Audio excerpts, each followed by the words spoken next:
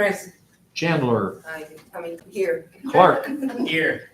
Madam Chair, you have a quorum. Okay, wonderful. So the first thing up is our review of our minutes from December. Does everyone have a chance to look at those? Need to approve? All right. I'm going to ask Teresa to take over the administration of this. Okay. So Do we have a second so we can have discussion? Sorry, I missed that. Okay, is there any discussion on the December 14th No, we're minutes? just ready for the roll. Okay, Kennard. I'm sorry. Acceptance of the minutes? The minutes from last meeting. Okay. I'm just not getting here, so you have to excuse me. Yes. Okay, Clark, Yes. Adams, Yes. Chandler, Yes. Warren. Yes. Motion passes 5-0. Okay, and then do we have any communication updates? No? Okay. Public comments? Nope, great. Committee reports? Doesn't look like there's any. Okay, treasurer's report. Madam Chair, I'll jump in on this one. Direct you to page 11 of your packets to see the balance sheet as of the end of December 31st. At that point in time, you'll see about a third of the way down in that column that you have just over $1 million in cash sitting in the bank. You have two accounts, recall. You have a checking account, and then you have a revolving remediation loan fund account. Collectively, they represent and hold over $1,003,494. You also had payables a little farther down that same column of about $2,058.39. And if you'll roll over to the next page, page 12, you have your income statement, which is year to date from July through the end of December. Total income was a little over $221,000. Your expenses were about $107,000. Yes, sir, you may. Which leaves a net income, if you will, or fund balance of a little over, just shy of $114,000. I compare this to your actual budget, and I find that your revenue is about 99% of what was forecasted for the year, so you're right on track for that. By the time we get to the end of the year, which is May, and the interest continues to build, you'll probably be exactly where we hope you would. Your professional service fees are they're 72% under budget. That's a good thing, 72% under budget. The reason for that, however, is because Fishbeck is just now coming into, gearing up. So you're going to start to see invoices now where we are overlapping in this transitionary period, and then mine will fall off and you won't see them anymore. The rest of it is right on target. If you haven't answered any questions you might have, but we'd be looking for approval of those financial statements for the months of November and Motion December. to approve. I have a question though. Second? I guess I'll wait until we discuss our budget though, for the questions I have. Is there any further discussion? We need a second. I second. I'm Warren, sorry. ready for a roll call? Yes. Warren, Yes. Chandler, Yes. Adams, Yes. Clark, Yes. Kennard. Yes. Motion passes 5-0.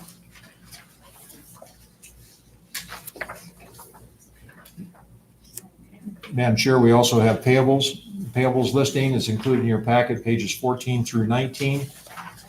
I'll direct you to page 13, which has the summary. You have two invoices from Landmark totaling roughly $4,000. That's for December and January services. You also have invoices from Plant Moran, which total roughly $1,350. This includes the December financial statements as well as November and October of last year. Looking for approval of $5,408.39. Motion to approve. And then you'll second it? Yes. Question. How much was that for Plant Moran? That's for 3 months worth of services at $450 a month is $1,350. Cause I'm thinking it was 2 months. Well, the reason why, if you remember, were you here last meeting? Yeah. Okay, it was a question I had on the, Okay, balance sheet, okay, and Yeah, then yeah, Mark was yeah. gonna get it clarified, yeah. so that's why it's 3 months. okay. That's what happened. And I did get that clarified, Madam Chair, and I have the documentation of that, which I intend to bring up to you so that you can see that. We did not pay that check last time. Yep, so we're good, so, any other comments or? No, okay, so we're ready for roll call to approve the bills. Warren, Yes, Chandler, Yes. Adams, Yes, Clark, Yes. Kennard. Yes. Motion passes 5-0. okay. Old business is done, so we can jump into new business. Madam Chair, now I'm going to defer back to Teresa to talk about these next two items. So we had 2 reimbursement requests on the agenda. The first one is from Prairie Real Estate Group for the former Benton Harbor Ship Canal project site at 353 West Main Street. And this is the second reimbursement request, but the third determination because there was some back and forth on the first one. So Prairie Real Estate Group has submitted a reimbursement request of, hold on, let me find that packet. My apologies. Right here.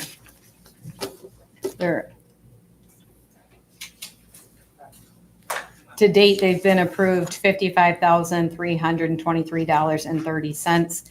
This second request is for $105,886.50. I did have some back and forth with the developer. There were some invoices from a subcontractor that included what were determined to be some ineligible expenses for topsoil, seeding, fertilizer, and permit fees. So we worked to have that portion taken off of the request. I did want to mention there was one item on there that, to my knowledge, may not have been approved in the past by this board. So I just wanted to call attention to it. And that is the ALTA survey, essentially that looks at the boundaries and can understand elevation changes, things like that. It is not specifically called out as an eligible expense in the statute or in guidance documents. However, soft costs, if they're specifically related to the eligible activities, engineering, mechanical, geotechnical, things like that, can be eligible. In Fishbeck's experiences with other communities that we work with, this is a standard eligible expense. I did work with the developer. They felt like it was a needed activity for these project sites.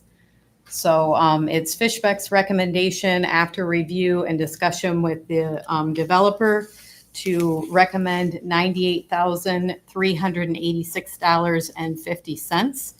If you choose not to support the ALTA survey, that recommendation would be $97,536.50.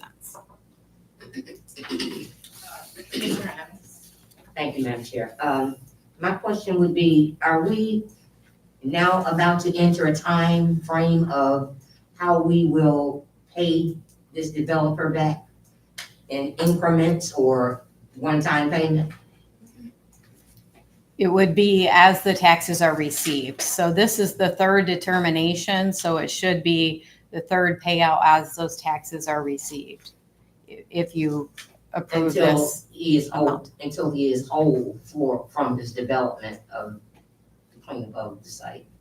Until he's whole on the reimbursement agreement that you already entered into. Right. Had a maximum amount he could be reimbursed Right. for. When he reaches that maximum, he doesn't get Right. reimbursed for anything more. Right, I mean, how much time frame, I guess, is my question. The time frame of paying this developer back. As Teresa is referring to, we typically pay a developer when we get paid from the city for the taxes that are captured, which would mean he'd get paid probably again in March or April. I guess that's what I'm saying. We would usually, like a big development, we would give, 30 years? Oh, I see what 5 you're to saying. 2 years, or, What- This specific plan was originally approved in 2002. So, there may not be that many years left on the plan. I would have to review it specifically to see exactly, but I know that the requests and the timing are within Okay. both the Brownfield plan and the reimbursement agreement. And let me clarify, you have been capturing on these properties all along, and you've been holding those fees, awaiting the developer to step forward and make these types of eligible expenses. But the property owner is not the same property owner. It is. Isn't it? Is it? It is, Okay, because well, I didn't know. today I it didn't is. know. It Okay, didn't used to be in 2002. okay. So regarding Alta, I would say we will take your recommendation, because you, Yeah. of course, have your expertise in that area that you think is okay. Fourth, So it's a motion by Warren, support by Chandler. No, that was. For Adams. I'm sorry. I can't see with the mask. Chandler has a question, actually, because I don't totally understand. So the geological reimbursement that you were talking about, find that it's valid. If, for any reason, they're reimbursed for something they shouldn't be reimbursed for, let's say, that is still included in whatever is that maximum amount that we've agreed to from whenever. So whatever that maximum amount is, once they reach that, they have no more claim to come forward for reimbursement. Is Correct. that- Okay. So, and I had that in the beginning here, so I think the reimbursement agreement limited the capture below what the Brownfield plan stated. The Brownfield plan had $848,750. The reimbursement agreement limited that to $210,296.50. So that would be the maximum reimbursement. Thank you. call for the roll. All for the question? Are we ready for a roll call? Warren, Yes. Chandler, Yes. Adams, Yes. Clark, Yes. Kennard. Yes. Motion passes 5-0 to approve the reimbursement to Prairie Real Estate Group for $98,386.50.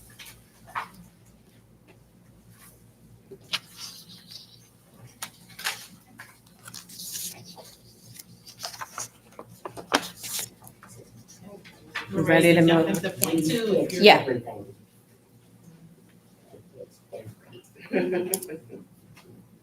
So for the second request is also from Prairie Real Estate Group. This is for the Main and 12th Street site in the Brownfield plan.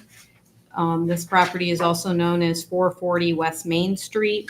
This is the first reimbursement request, so this is the first determination on these funds. So as part of this request, their total request is $31,314.75. Similar to the last request, that demolition subcontractor kind of had a bulk invoice, and we worked through. There were also some topsoil seeding and permit fees that were determined to be ineligible. So taking those out, there also was an Alta survey, so I also wanted to call that to your attention. This one was $1,470.50.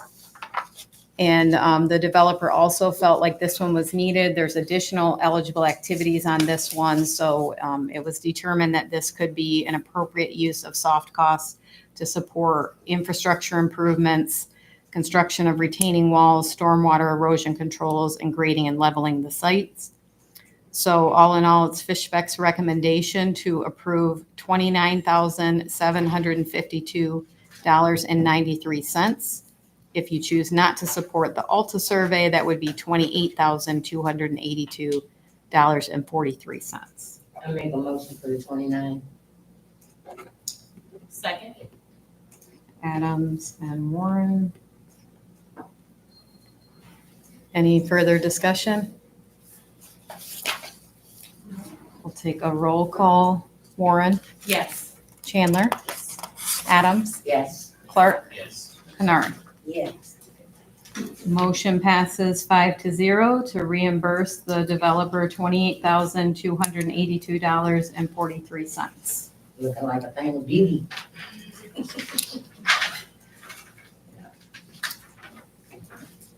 Okay, finally, we have member comments.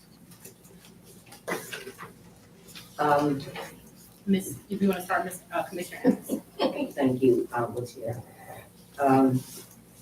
I just want to thank Mark for all his, long, hard work, for working with this authority to teach us some things that a lot of us didn't know, as far as it related to contamination, redevelopment, remediation, all that, the travels, the invites, all that, for guiding this ship.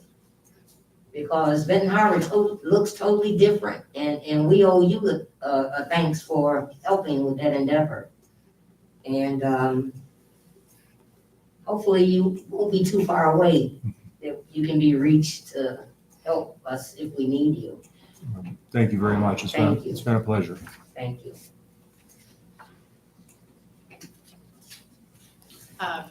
Mr. Clark. Well, I just want to thank Mark for everything he did and staying on board for 3 months or so and help Teresa. I also want to welcome Teresa. Thank you. And Commissioner, do you have anything? Well, I'd just like to feedback on what you all said. We enjoyed having you here, Mark, and aside from keeping us straight and answering our questions a lot of things and enlightening us a lot in this Brownfield mission. And we're gonna miss your handsome face. Thank you. Once again, it's been a pleasure. And I expect to be here for at least another couple of meetings. And then Teresa and I began the transition process here about 5 weeks ago on January 4th, I think it was. And I've been shipping files to her electronically and hard copy and just put a whole bunch of them in the back of her vehicle here this evening. So we're going to make this as smooth as possible. She'll have all the data and all the history. So I'll say my goodbyes when it's closer to the time. There you go. Well, I'm not actually saying goodbye. I mean, I'm just winding up. But I would like to thank Teresa and Fishback for applying. Okay, and if there's nothing else, we can adjourn the meeting. And Mark, I have a quick question for you. Certainly. Motion to adjourn? Motion to, second.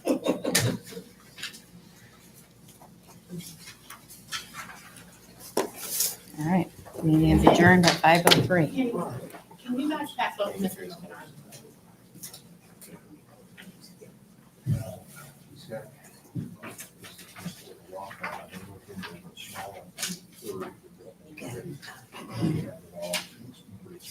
It's a pen.